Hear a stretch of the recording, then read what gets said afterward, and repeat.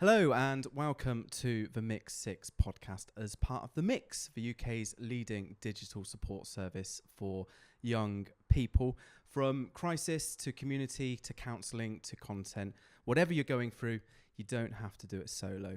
I'm your host, Tom Pinks, and ironically, I'm with somebody who is going to go on a solo mission very, very soon. Yep. He is a prominent mental health advocate, author, and activist. His relentless work in raising awareness of young people's well-being has echoed through government, education, no doubt enhancing and even saving young people's lives. He's about to embark on, quite frankly, a ridiculous mission on an ultramarathon across the Scottish Highlands, all in aid of Shout, our text crisis line. And if he wasn't quite busy enough, he's here with us today. Please welcome Mr. Ben West. Hello. I'm I will never be too busy to come in and chat to the Mix and Shout. I just absolutely adore this charity and what they do for people. Well, we're so appreciative, and I'm a big fan, so I'm very happy that you're here and to just have that chance to talk about who you are, what you're doing, and why it's so important. Our first question today is it rest day today? No. No, I wish it was rest day today. No, I had to do this horrific training session this morning. It was just, I can't stand treadmills. It's the dreadmill to me. And I had to do a very, very long hour on maximum incline on the treadmill, and it was just pretty nasty. Getting ready for these hills that I didn't really expect to be part of this run that have sort of snuck in there. So yeah, it was a long hour on a dreadmill this morning. Dreadmill. Love that. Yeah. Love that name. Ultramarathon, how long are you running for? So it's 50 kilometers in the Scottish Highlands. Yeah. With a lot of up and down.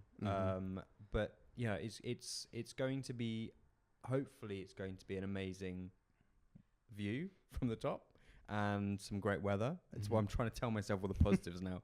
So yeah, it's 50 kilometers, which an ultramarathon is anything over a marathon. So a marathon is about 42 kilometers. So it's about 8 kilometers longer than a normal marathon, and obviously a lot more of the up and down to try and get used to. Hence the treadmill this morning on a high incline.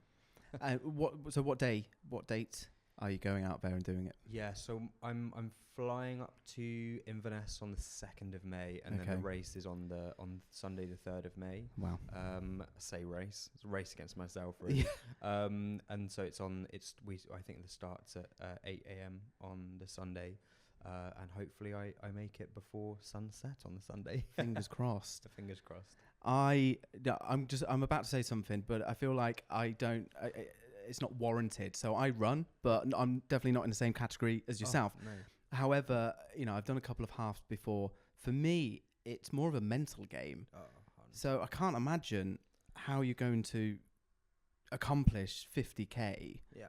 Well, firstly, I mean, running for me has become a little bit tribal, and I'm a big believer in, if you run, you're a runner, and there's no hierarchy. People run different distances, people do different things, people do it for different reasons. If you run, you're a runner. So first of all, I just want to say that, because I found going into running quite difficult, because you see it on social media, a lot of people are very, very good at running and have a lot of very expensive gear, and it can be quite off-putting. Just because someone can run a little bit further or faster than you doesn't make you any less of a runner. It just makes you a different kind. So I just want to say that, because I know that really put me off starting to run. And it's really important that actually, if you run even a 5k on a Saturday once a week, you're a runner, right? So and that's exactly the same as what I'm doing. I'm just doing slightly more at the moment. But yeah, you're right. It is a mental game, right? This is why I love running, because it is physical, of course it is, but actually, especially endurance events, so like an ultramarathon, even a half marathon, anything that's longer than about an hour, really what's important is that mental strength and that mental fortitude to actually get you through. And it's something I've always been really interested in. I've read a lot of books about human endurance and looking at sort of the Shackletons, these incredible endurance events and endurance athletes and adventurers over the years. And it's fascinating to look at their psychology and how their brain works. And I think we can all learn a lot about life and these things by looking at those people. And for me, I mean, what's really important is there's a lot of this is used as a way of saying resilience is really important. Let's teach resilience to kids, and we've just got to tough it out. None of my attitude in running or training has been resilience equals tough it out and get on with it. Right? Actually, when you're running, and I've spoken to lots of people that have said this, actually, it's really emotional, and you cry. And if people run the London Marathon and marathons around the world, and it's an emotional thing to do. And actually, for me, that mental game of running an endurance event is understanding this is really tough. And in that low moment, how am I going to allow myself to process what's going on and offload some of that emotional stress that's happening, and then clear my head and go, right, back to the goal, back to what we're trying to do and how we're going to get there. So it's a really important to understand the mental side of it, as well as obviously training the physical. And that has been just the most incredible learning experience, to be honest. We're going to talk about that in just a moment. In the Mix 6, pretty simple, really. Okay. We dive into 6 questions with you around a certain topic. Lucky for you, the topic is something that you're really good at. It's about mental health advocacy and the impact you have on raising awareness about multiple subjects related to young people in particular. Before we dive in, though, we have the quickfire 6. So 6 snappy questions. Right. Here we go. For want of a better phrase, there's a running theme in these questions. We're going to dive straight into it now. Question number 1. What musical genre is the best to run to? Oh, it's got to be something fast-paced I quite like rap, actually, and hip-hop, that sort of vibe, techno. Yeah. Okay. Boom, boom, wow, here we go. Something repetitive you can get into a rhythm with. And you got to be skipping the slow tunes. No, you don't want Adele. Okay, on a run, no right? Marvin Gaye in the Scottish Highlands. No, exactly. Just booming. And I do like rap because I think like anything that can sort of distract your mind that's also fast paced. So I do listen to quite a lot of rap that good storytelling rap that you can really just sort of immerse yourself in, but it's not slow because a lot of the storytelling songs are like ballads, and you don't want any of that. Yeah, 100%. You could also listen to the Mix 6 podcast if you wanted actually, to. I do love a podcast as well. This is the perfect one. Question number 2. If you could go on a long run with anyone, living or dead, who would it be and why? Oh, that's such a good question. Massive fan of Mo Farah, but he'd probably run a lot further and faster than I would. Same with Ulib Kipchoge, who's an amazing marathon runner. I think those sorts of people to run with would be amazing because you could study them. I mean, any of the elite runners from Kenya would just be fascinating to run with because they're just incredible at it. So just one of those from a running point of view would be really, really interesting and such an amazing experience for me to sort of just talk to them whilst on a run would just be. I'm not sure I'd be able to. I'd be a bit starstruck, to be honest. Question number 3. What does your pre-run ritual look like? Pre-run ritual. I spend about 10 minutes not wanting to do it. Looking outside, looking at the rain, looking at the cold weather. No, seriously, it is get the kit on. And I think before that, you've got to make sure shoes are clean, shoes are ready to go by the door. You've got stuff to wear. It's all laid out. So you sort of removing those mental blocks that stop you doing it. Because let's face it, sometimes you don't want to do a run and you've got to try and make sure you get out of the house and get it done because you know it's going to be good for you. My mental preparation is understand where you're going to go, just sort of do a bit of stretching, get your heart rate up. 90 seconds of just, here we go, hype yourself up, and get a good playlist on like the Mix 6. Yeah, and the Mix 6, You've already briefly touched on it. I wanted to know if you could share what has been the toughest part of this whole process, training for this ultra marathon? The day after I booked it. No, I had a bit of an injury scare in December where I just got shin splints. So for people that don't know, when you're repetitively hitting your feet on the ground, you can sort of create micro tears in your sort of well, anywhere really, but particularly what's very common is on the inside of your lower leg, so sort of just above the ankle. And those micro tears can be soft tissue, but they can also be bone. And they're really quite painful. And there's not really much you can do except just not run. And that was a moment for me where I was like, I was sat in my car and I had to stop a run because I was just really I was in quite a lot of pain. And I just sat there and I was like, oh God, what have I done? Like, this is really, really, really, really not comfortable. It was wet, it was cold, and I was in pain. And I was like, oh no, this is not going to happen.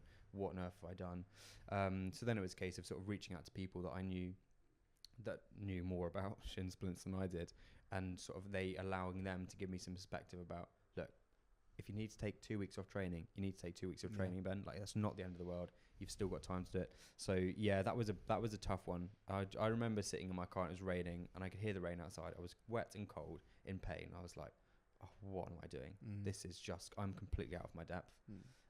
But they're okay now. So Yeah. we're Look back after in them. action. You have to. You have to. Question number 5. What's one thing that always lifts your mood, no matter what? Oh, I get energy from seeing my friends.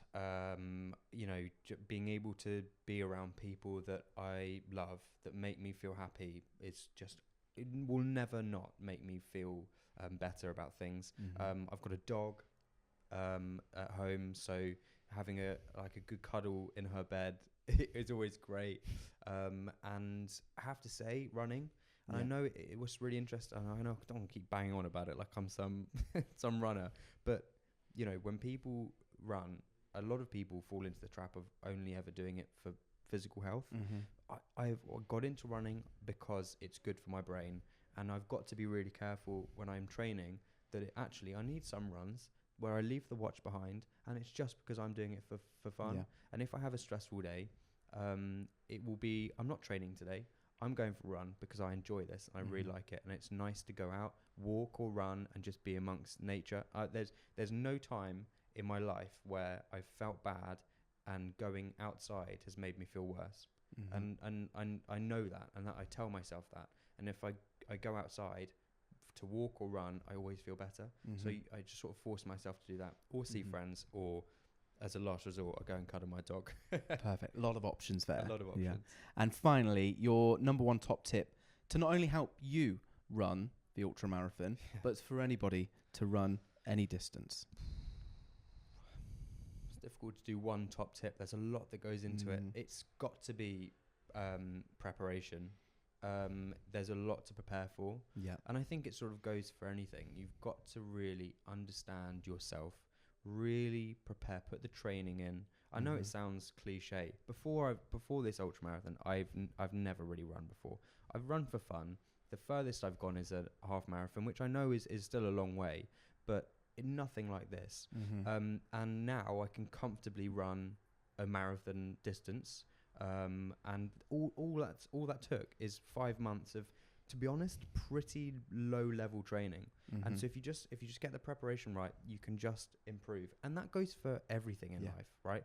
I think if I was to sit there in November and go, in 5 months I'm running an ultramarathon, that is terrifying. Absolutely terrifying. And there's no way in November last year I could have done this. But slowly, step by step, quite literally, you can build that very, very slowly and gradually, and actually you get to a position where now I'm feeling pretty confident about this. And it goes for everything in life. You've got to sort of have that goal and then split that goal into lots of different attainable steps. And that's how you sort of get there in the end, which is important, because we don't get evidence of that enough in life. So that's been a really, really good thing to sort of see happen in real time with a physical challenge. So that, preparation. Love that. So that was quickfire 6. We're going to dive into our main 6 questions now. And I wanted to begin at the beginning. Yeah. So you're running for Shout, and you've had quite a history with Shout. You and Shout go back quite a long time. I wanted to ask, where did it all begin? How did you find out about them? Yeah, absolutely. So I lost my younger brother to suicide when we were growing up. It's the reason that I work in this space. It's the reason I do what I do. And Shout, I came across Shout, I think it was in 2019. And it was an amazing product that was launched. It was an amazing service that had been launched, because before Shout existed, there were amazing outlets for people. There were amazing crisis services, but they were on the phone. And, you know, it's a really difficult thing picking up the phone or you know, talking to someone on the phone about these things. It's really difficult. So I came across it and I just went, that is such a good idea, that you can talk via text to someone that's going to support you. And I look back at Sam and what he was going through, and you can see how much more accessible that is for people. Mm-hmm. So I knew from the outset, I was like, this is a good thing and a very good idea. And they were doing a lot of work around trying to appeal to men and get more men texting the service. And I started working for them and doing a bit of work for them back then. And then I wanted to be a volunteer for a long time, and it took me a very long time to make sure I was in the right place to do that. Mm-hmm. 'Cause the last thing I wanted to do was go on, hurt myself, not be as good as I could be to texters, and eventually sort of put the application in and trained to become a volunteer. And I've been a volunteer for almost 3 years now, and I've just seen the most incredible service in action as someone on the front line, and it is incredible. Yeah.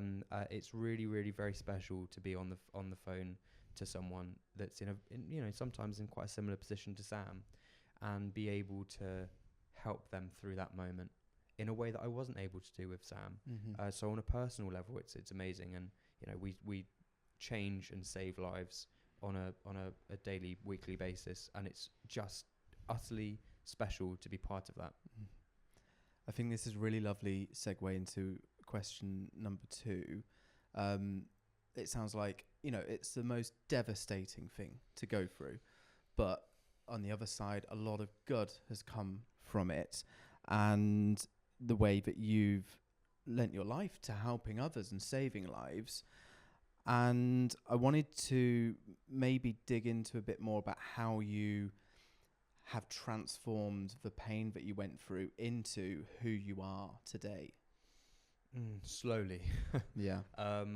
Yeah, it's difficult, isn't it? Because what I've done is great, and I absolutely love what I've created, and the fact that I'm able to do the work I'm doing now is amazing, and I'm really proud of myself for being able to get to this point.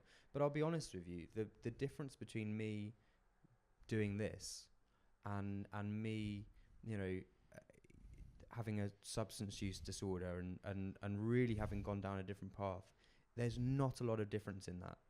And I think about that a lot. There were so many opportunities for me to go down a very, very different path to this, because the pain of losing someone is enormous, and we reach out, we try and grab things as we're falling to try and catch ourselves, and that can be all sorts of things. I was very, very lucky that I found campaigning as a way of getting that pain out of my system. It would have been very, very, very easy for me to have gone down a different path that wouldn't have been so healthy for recovery. And I know loads of people do go down those different paths.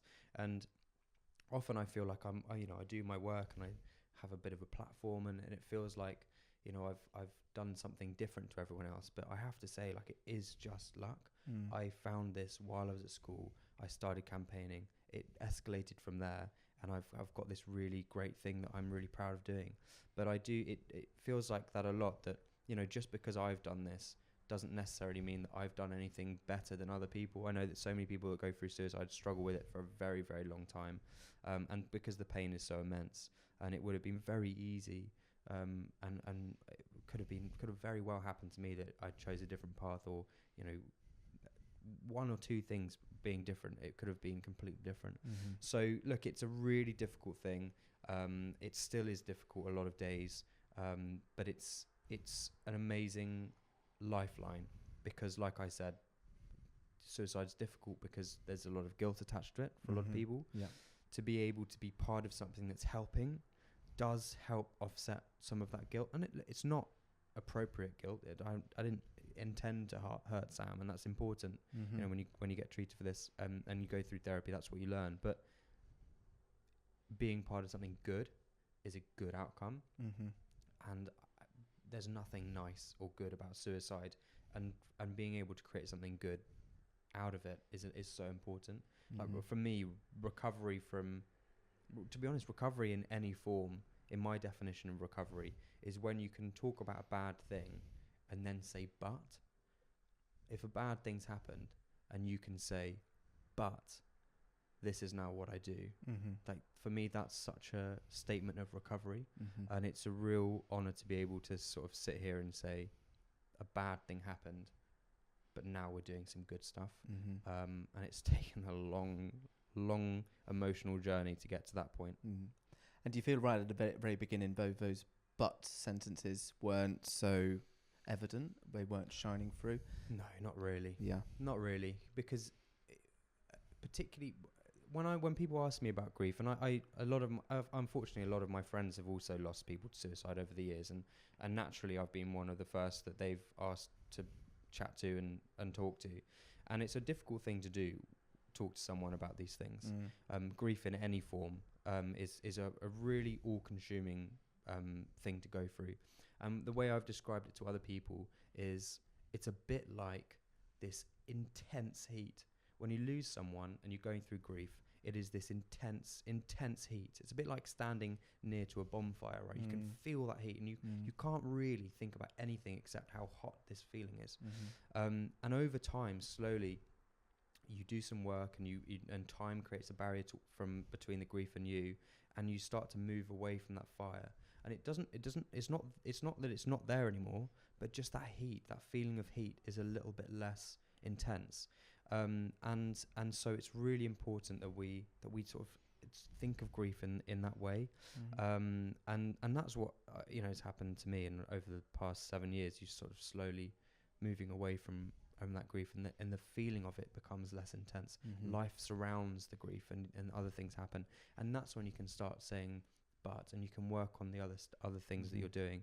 But at the time, and for many years, I was doing this work, but it was still a bad thing, and it was still exceptionally bad.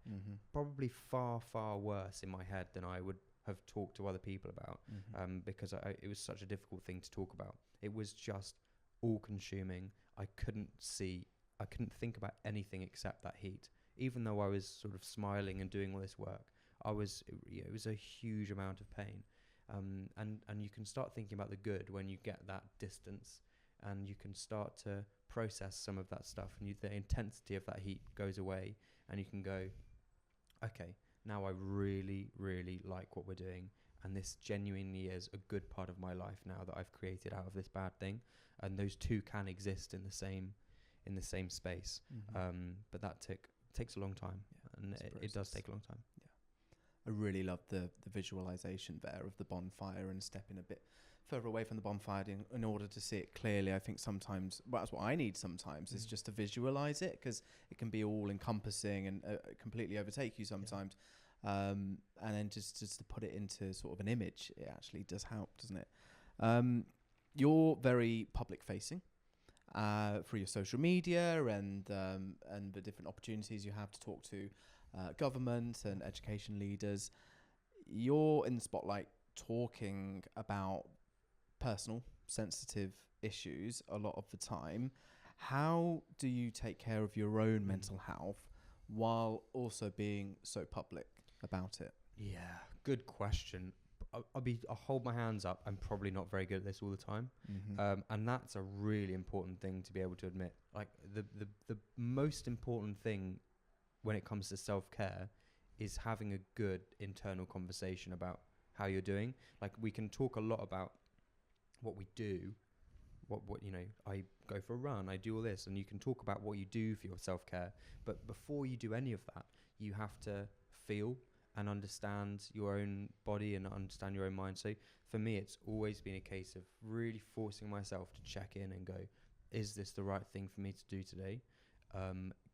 what are my options? How do I feel? How do I really feel? The conversation we talk about having with other people, try and have with yourself.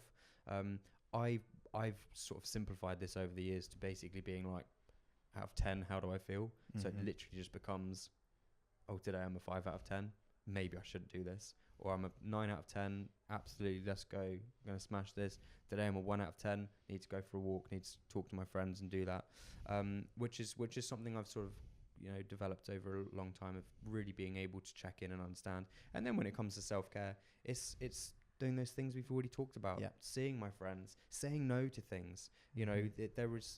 My mental health is my priority. So if something is not going to be good for that, then let's rearrange. We live in a world where people are happy to rearrange things, so explore those options, rearrange things, talk to friends, go for a walk, go for a run, be outside. When I'm not feeling 100%, leaving the watch at home is really important, because that's an added pressure. If I'm running for my mental health, I don't want to know how fast I'm going. I don't want to know if I'm walking or running. I just want to be enjoying it. The moment. And being present.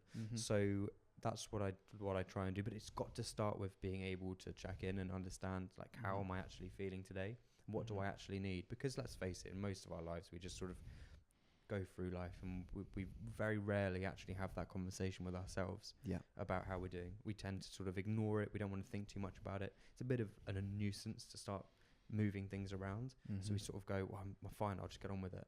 When actually it's probably, maybe it's a better thing to go, let's just take a little bit of pressure out of today and let's move this to another day. Just to go back to what you said previously about almost rating your own well-being out of 10, that is something that I discovered when we had Kyle from Boys Get Sad Too sat in this chair a few months ago, and that's really interesting how that is a running sort of a trending technique. And it's since I found out about it, I've been using it myself, and it's really helped me. Like, I'll wake up and then be sort of like maybe overcome with thoughts, and then I just need that realization. Okay, how am I feeling today out of 10? Okay, it's a 4. All right then. So what do I do about that? It's so just to even just treat it as a matter of fact rather than get carried away with it. Such so essential. A good point. And also, let's face it, like we talk, one of my big annoyances with the mental health conversation in its entirety is we like to simplify things. And so we've got messaging like, talk about your mental health. And actually that is an incredibly difficult thing to do, because I don't know how to describe how I'm feeling. It's a really, really, really, really difficult thing to do, to actually describe it. So actually, what a much, much easier way of doing it is just going, I'm a 9 out of 10. And why? I'm a 4 out of 10. And why? So one day I could wake up, I'm a 3 out of 10. Why do I feel like a 3 out of 10? Because I slept badly yesterday. I've got loads of work to do today. Bills are on the horizon. That's stressing me out. And you can start just understanding it a little bit more. And also, if you're asking other people about their mental health, it's so much easier to go, out of 10, how do you feel? The medical professionals have been doing this for years when it comes to pain. What's your pain? Using it? And it's because people can't describe pain. It's much easier to just go, that pain's a 9 out of 10. So it's a really good thing to use. That brings us nicely into question number 4.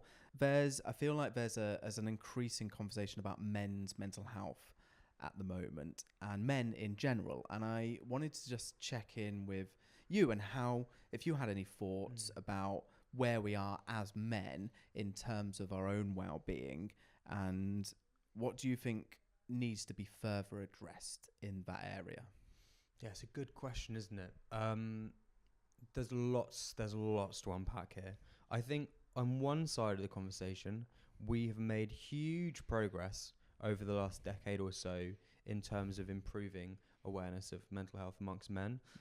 There's schools I go into now, and the boys in the schools are just so much more open about stuff, which is amazing, because 20 years ago that's not how young boys were talking about emotions and mental health. It's really interesting though that there are undercurrents of other things, and it's really important that we acknowledge actually there is an undercurrent that's returning around resilience. And what there's this idea that these traditional views of masculinity are slightly coming back a little bit as being seen as fashionable. And I understand why, because it's really difficult in this day and age to understand what a man's role is. And I do understand why certain people feel a little bit confused about what they're meant to be, right? And having, struggling to identify what a man in 2025 should be like. And so I can understand the simplicity of traditional masculine views then becomes very easy. Breadwinner, strong, powerful, let's do this, bam, resilient. All these things become quite simple to know. Oh, that's my identity. That's what I want to be. Particularly when it's injected through community and communities sort of all learn that at the same time. What needs to happen is for role models to really get young people and all men, but particularly young men, to understand that masculinity can be about so much more than just power and strength and resilience. And all of those three things can also mean very different things to what we initially think. So, there are some brilliant advocates for this that are role models. Jamie Lang, for instance, his ultramarathons that he ran recently and how incredibly open he's been about his mental health. He's a great role model. And he's because it's connected to something that is traditionally seen as quite powerful and strong, running, exercise, sport, then having a really clear message about him crying to his girlfriend on the phone. It's just so powerful, so powerful. So good role models is really important. And then I have to say it's all education, and it's sort of my buzzword in my life. I just keep banging on about education, but it's got to be so important. It's got to be from a young age. And it's not just education in schools, because we have to be educating parents and teachers and everyone surrounding a young person. You can't just say, have this lesson on masculinity to a young man and expect the whole world to change. You have to educate everyone in that ecosystem. And then that's how we change things. And we're getting towards that. But it's a lot of things in each. I think we have this simplistic view of education that needs to be updated. Education isn't just about young people. We're all learning all the time. So we need to remember that when it's, the reason that a young man is looking at videos of Andrew Tate and it's sort of becoming attached to those ideas of masculinity is not their fault necessarily. It's because the people around them haven't done enough to learn themselves and create that supportive environment that goes, this is your direction, this is your role model, this is your education, and that gives them the platform to go, actually I can reject those thoughts and those experiences of Andrew Tate and find a more healthy way of living their life. So it's a collective responsibility. Do you know what? This is an excellent segue into question 5. Okay. And it is simply, where does the next generation of mental health advocates and role models come from? Wow, that's a great question. There are so many absolutely incredible advocates and role models that I come into contact with in my work. They are just recently I was on a secure mental health unit and spoke to someone in there who was just absolutely brilliant at sharing their story and was so generous and brave in sharing their experience. And they don't have followers online, right? But that is just an incredible advocate for mental health awareness. You don't need a massive presence to be an advocate, right? You don't need to be. Out of the two of us, Sam was the first, my brother was the first one of us to be a mental health advocate. He wasn't on TV, he wasn't doing all this stuff, but he was putting posters up in the school, like trying to educate people about what depression and anxiety was. That's all it takes. And I think what I'd really like to see is for more people to feel like that title of mental health advocate is accessible to them. You don't need to be on primetime TV. And actually, to be honest, it doesn't achieve as much as people think. The most impactful thing you can do is share your story in a way that's comfortable with you, and try your best to talk about this amongst your local community and be that role model for other people. If you can be a good role model to your friends and to your family and to your local community, you will be an excellent role model to the country and to the world. And that sounds all presidential and speechy, but it's true.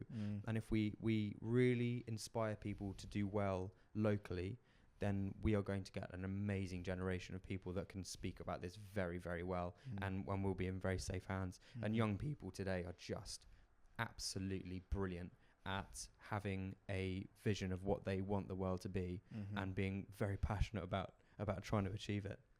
I get the sense that, as with everything, the bad side of the news is always going to prevail, and overwhelm what positive, good stuff is going on out there. And I completely believe that. There are so many great young people, and people in general just out there, spreading the good word, sharing their stories, raising awareness, such as yourself.